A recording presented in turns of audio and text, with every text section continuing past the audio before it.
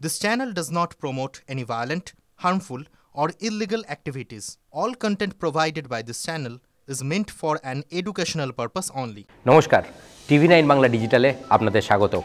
The briefing রুমে আপনাদের সঙ্গে আজ আমি জয়দীপ। এতক্ষণে নিশ্চয়ই সকলেই খবরটা জেনে গিয়েছেন এবং তোলপাড় চলছে বঙ্গ রাজনীতিতে। একটাই নাম, শ্রমিক ভট্টাচার্য। যে নাম, যে জায়গায় যে নামটা এতদিন ছিল, অর্থাৎ সুকান্ত মজুমদার বঙ্গ বিজেপির রাজ্য সভাপতি, সেই নামকে রিপ্লেস করলেন শ্রমিক ভট্টাচার্য। গতকাল থেকেই জল্পনা পুরো দমে ছিল, মনোনয়ন পর্বেও বিভিন্ন নাটকীয়তা আমরা দেখেছি এবং শেষ পর্যন্ত আজকে অফিসিয়ালি নামটা ঘোষণা হয়ে গেল। মনোনয়ন পড়েছিল একজনেরই, আরেকজন দিয়েছিলেন, কিন্তু সেটা শেষ মুহূর্তে বাতিল হয়। কিন্তু কেন শ্রমিক ভট্টাচার্য, কেন শ্রমিক ভট্টাচার্যকে নিয়ে এত চর্চা?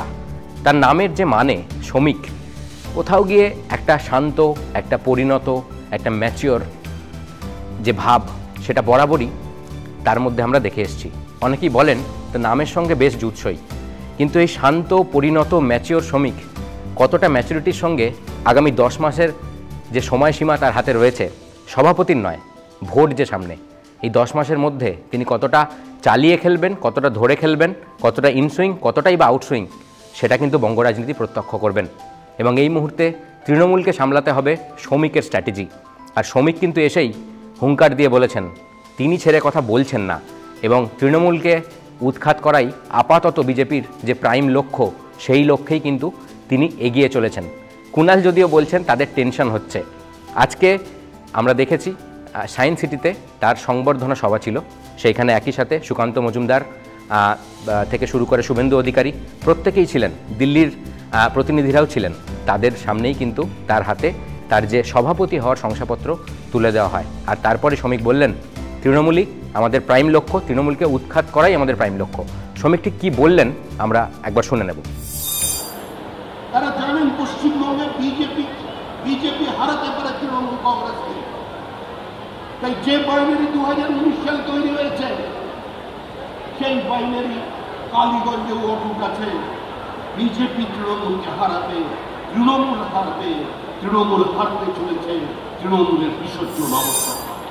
শ্রমিক ভট্টাচার্যের বক্তব্য তো শুনলেন, কিন্তু শ্রমিক স্টেজে ওঠার আগেই শুভেন্দু অধিকারী ছিলেন সেই স্টেজ আলো করে এবং সেখান থেকে কিন্তু শুরু থেকেই শেষ পর্যন্ত স্বভাবসিদ্ধ ভঙ্গিতে তৃণমূলকেই বারবার তোপ দাগলেন এবং তার নিশানায় কিন্তু বারবার এই তৃণমূলের যে সংখ্যালঘু তোষণের রাজনীতি, যেটা বিজেপি দাবি করে থাকে, সেই দাবিকে, সেই যে স্ট্র্যাটেজিকে, সেটাকে নস্যাৎ করতে থাকলেন এবং তিনি হুঙ্কারের সঙ্গে বললেন 70% হিন্দু ভোট আমাদের খাতায় এলে আমাদের কেউ রুখতে পারবে না।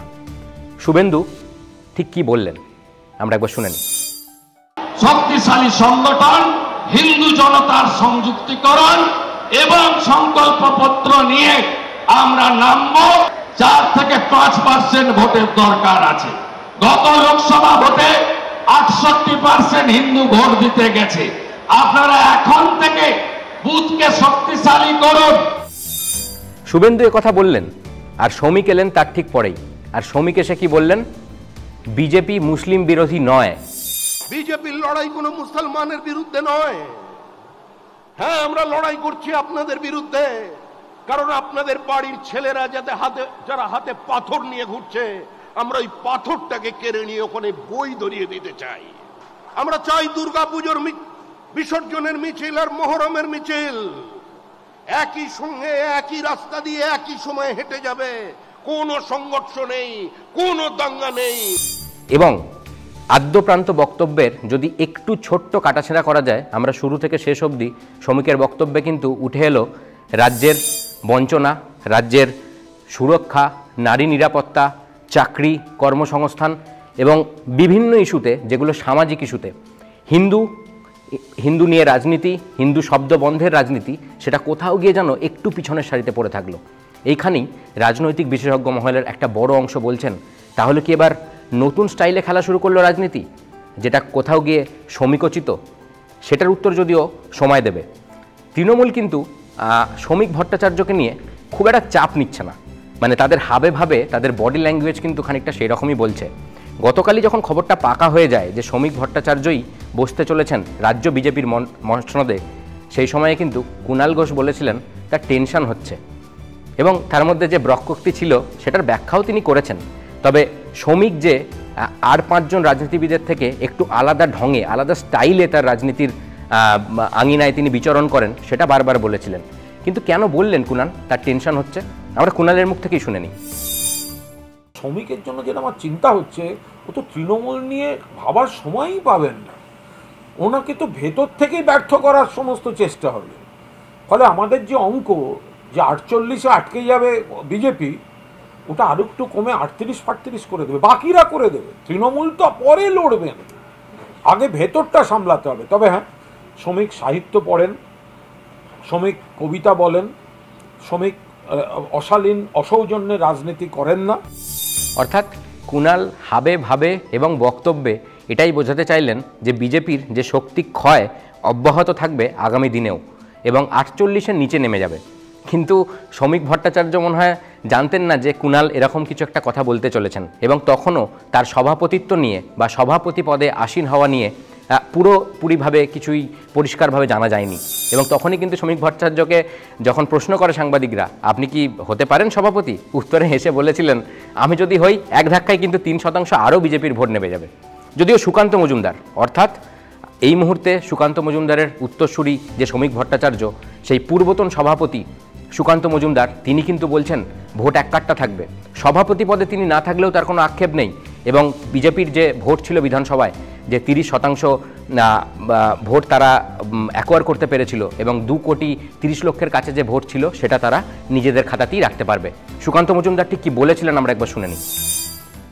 যেহেতু আমার সময়ে লোকসভা নির্বাচন হয়েছে লাস্ট, সেটা অবশ্যই কঠিন সময় ছিল লোকসভা নির্বাচনে, কারণ 21-এ আমাদের যে পোস্টপোল ভায়োলেন্সের ধাক্কাটা পেয়েছিলাম, যার কথা এতদিন পর চার্জশিটে উঠে আসছে, সেই ধাক্কা সামলে নিয়ে সেখান থেকে পার্টিকে টেনে আনা বা বের করে আনা একটা বড় চ্যালেঞ্জ ছিল যে বিজেপি কোথায় গিয়ে থামবে। কেউ বলছিল 5টা সিট পাবে, কেউ বলছিল 6টা সিট পাবে। আমাদের দলের মধ্যে অনেকের মধ্যে কনফিউশন ছিল যে আমরা কতগুলো সিট পাবো শেষ পর্যন্ত। তো তারপরে পার্টি একটা জায়গায় দাঁড়িয়েছে, পার্টির একটা 38% মতো ভোট এখন আমরা ধরে রাখতে পেরেছি, 2,30,00,000 কাছাকাছি। আমার বিশ্বাস আগামী দিনে এখান থেকে আমরা জয়ের জায়গায় যাব এবং এখানে সরকার গঠন করব। আক্ষেপের কোনো জায়গা নেই। পার্টি যে যখন যা দায়িত্ব দেয়, আমি বিশেষ করে যেহেতু পুরনো সংগঠন থেকে আসা লোক, তো স্বাভাবিকভাবে যখন যে দায়িত্ব থাকবে সেই দায়িত্ব পালন করব। তো এখন এই দায়িত্ব ছিল, আমি দায়িত্ব পালন করলাম। বাট দিস ইজ নট, আমি বিলিভ করি সবসময় জীবনে, this is not the ending, this is only the beginning. Sukanta তো বলছেন, কিন্তু শ্রমিকের সামনে সবথেকে বড় চ্যালেঞ্জ কিন্তু আগামী 10 মাস। আর সেই বিধানসভা ভোটের প্রাক্কালে যদি দেখা যায়, অনেকেই বলছেন যে শ্রমিক ভট্টাচার্য তাকে যে মাঠে ময়দানের রাজনীতি, সেই মাঠে ময়দানের রাজনীতিতে কিন্তু তাকে খুব একটা দেখা যায় না। উল্টো দিকে বাগ্মী শ্রমিক এবং একই সাথে কিন্তু পড়াকু শ্রমিক, সব দিক থেকে তার একটা পরিচিতি থাকলেও তৃণমূল স্তরের যে বিজেপি কর্মীরা রয়েছেন তাদের কাছে তার পরিচিতি বাড়িয়ে এবং সাংগঠনিক যে শক্তি বৃদ্ধি, সেই দিকে শ্রমিকের রসায়ন কতটা কাজে দেবে সেইটা নিয়ে একটা প্রশ্নচিহ্ন অনেকেই তুলতে শুরু করেছেন। যদিও বিজেপি মনে করছে যে তাদের কাছে যোগ্যতম ক্যান্ডিডেট এই মুহূর্তে শ্রমিক ভট্টাচার্য, কারণ বিজেপি কিন্তু বরাবরই বিগত কয়েক মাসের দিকে আমরা যদি তাকাই, বিজেপির রাজনীতির দিকে তাকাই, তাহলে কিন্তু বিজেপির মধ্যে যে অন্তর্দ্বন্দ্ব বারবার সেটা কিন্তু সামনে এসছে। কখনো শুভেন্দু অধিকারী বনাম দিলীপ ঘোষ, এই লড়াই কিন্তু প্রকাশ্যেই সামনে এসছে। এদিক ওদিক বক্তব্যও করতে দেখা গেছে সুকান্ত মজুমদারকে। আজকে কিন্তু যে সংবর্ধনা সভা হলো এবং যে শ্রমিক ভট্টাচার্য যে দায়িত্ব নিলেন, সেখানে কিন্তু দিলীপ ঘোষকে দেখা গেল না।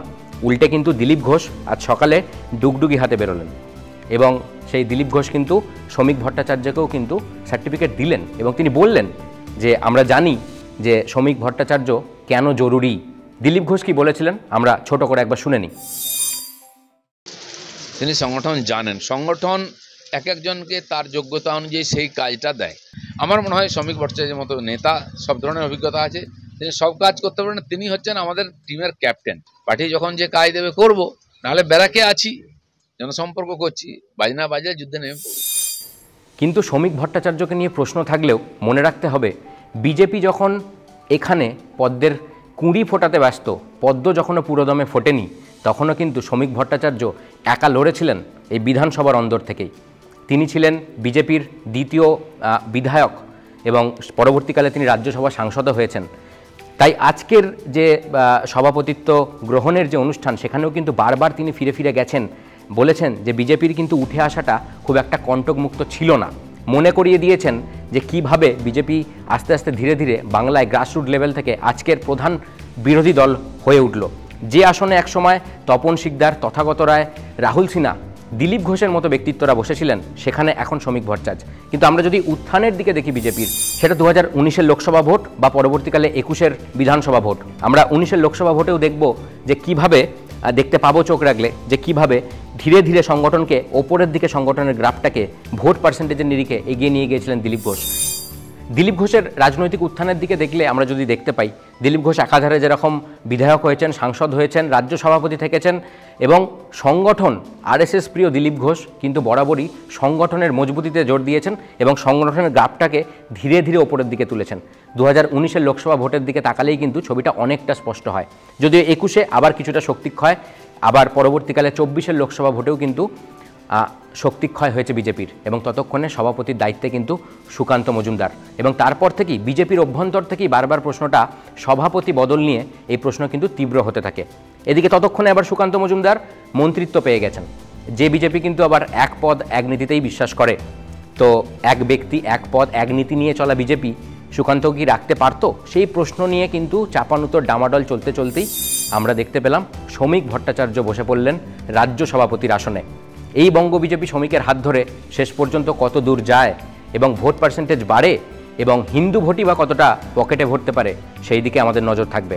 আজ দ্য ব্রিফিং রুম এই পর্যন্তই। আপনাদের সঙ্গে আমি ছিলাম জয়দীপ। রাজনীতি থেকে বিনোদন, খেলা, যে কোনো ধরনের খবরে নজর রাখতে চোখ থাকুক TV9 বাংলা ডিজিটালে।